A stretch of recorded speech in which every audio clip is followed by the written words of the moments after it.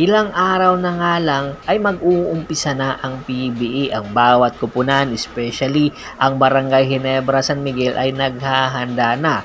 Pag-amin pa nga ni Coach Tim Con, inimbitahan niya ang isang free agent na big man na baka posible niyang kunin at ipasok sa lineup. At ito nga ay si Chris Lalata, ang isang big man ng Phoenix Fuel Masters na matapos ang ilang taon neto pamamalagi sa Phoenix ay tuluyan na ngang iniwan.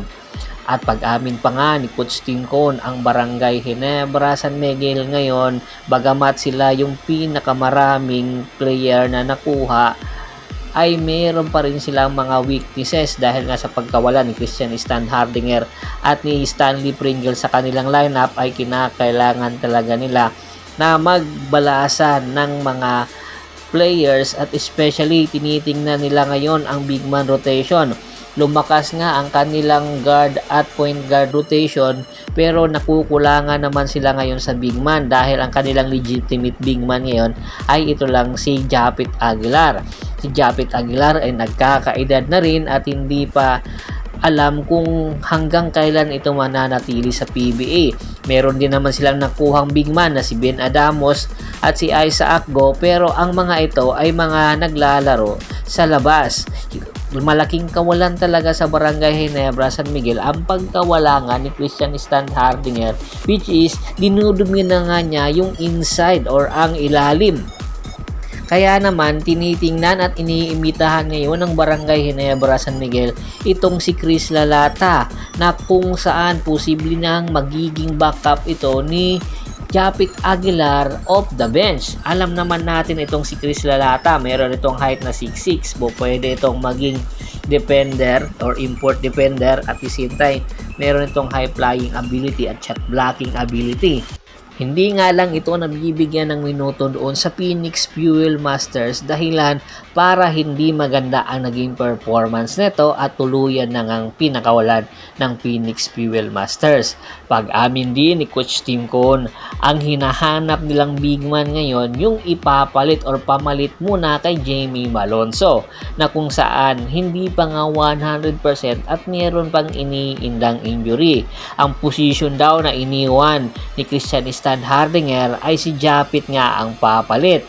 So kumbaga ang number 4 at number 3 spots ang tinitingnan ngayon napunan ng Barangay Ginebra San Miguel. Hindi naman po pwede na maging number 3 at number 4 itong si Isaac Go at po pwede itong maging number 5. Kumbaga isasabay daw ito kay Japit Aguilar at magiging off the bench itong si Chris Lalata. Tinitingnan pa ang posibilidad kung maganda ba ang ipapakita nito sa ensayo bago ito bigyan ng kontrata. Kaya naman inaabangan ngayon ng mga Ginebra fans ang mangyayaring tryout sa Barangay Ginebra San Miguel featuring itong si Chris Lalata. Ito ngayon isa sa mga highlights ni Chris Lalata noong naglalaro pa ito sa Phoenix. Isa itong high flyer na big man at meron din itong low post ability na po pwedeng makatulong sa Barangay Ginebra San Miguel habang wala pa itong si Jamie Malonzo. At isa rin report na makakabalik na daw itong si Jeremiah Gray pero hindi pa agad-agad ilalagay ito sa roster ng Barangay Ginebra San Miguel. Ayaw munang ipilitin ni Coach Tim Con na maglaro. Kinakailangan muna ito maging 100% bago pa man ito ipasok na at paglaruin ni Coach Tim Con. Samantala, isa pang update, ang Magnolia Pambansang Manok Timplados ay diniklara na ngang free agent itong si Jackson Corpus matapos ang 5 taong pamamalagi nito sa Magnolia Pambansang Manok Timplados ay tuluyan na nga netong iniwan ang Magnolia at malaki ang posibilidad na maghahanap na nga ito ng panibago niyang kupunan. Opo, isa na pong free agent itong si Jackson Corpus. Anytime po ay hinahanapan niya na ng isang kupunan or ang kanyang sarili hinahanapan niya na ng kupunan na posible siyang maglaro at isang ang report ang inuulat na nag-iinsayo at nagta-try out daw ito ngayon sa San Miguel Bermen.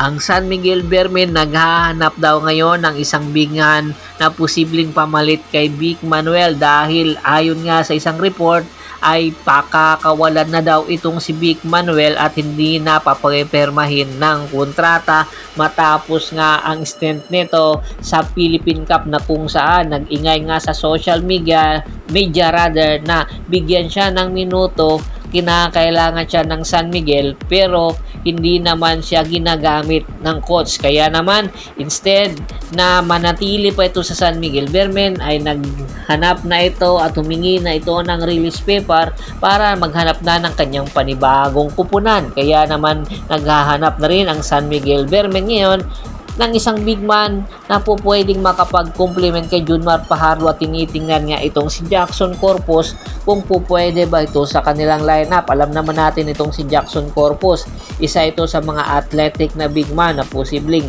makatulong sa San Miguel Bermen. Hindi man ito kahalintulad sa laruan ni Vic Manuel, meron naman itong ibang kakayahan na po pwede natin masabi na Freddy Abuda style. Ang laro kasi nitong si Jackson Corpus ay hindi inside kundi outside. O pwede rin ito maging shot blocker na wala rin sa San Miguel Bermen. Kaya aabangan natin kung kasakasakali bang makapasa ito sa tryout niya sa San Miguel Bermen.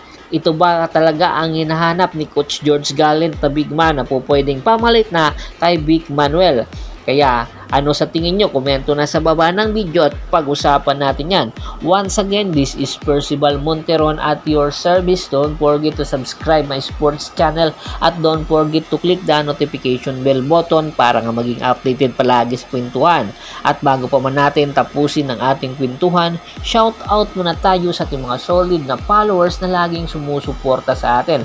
Kay Kagawad kat sa kinudukusin ng Hagonoy, Bulacan, Ricky Lanza ng Ricky Rider TV ng Tansa, Cavite at sa Lanza Family ng Tansa, Cavite, Adrian Dulay at sa Dulay Family, Anthony Laquialon, Ronald Bersobedad, Jan David Gulapa, Yornel Alicante, Yunel Belches, Julius Roche, Michael Pangilinan, Ryan Pangilinan, Telemart Pangilinan ng Apalit, Pampanga. Marami pong salamat sa walang sawa niyong pagsuporta. Pakibisita na rin po ng Facebook fanpage ko. Pakilike, pakipollow, pakishare, Pilugauso channel, Hapres PH channel, at syempre sa TikTok channel ko na Percival Monteron channel. Hanggang sa muling kwentuhan. Maraming salamat po.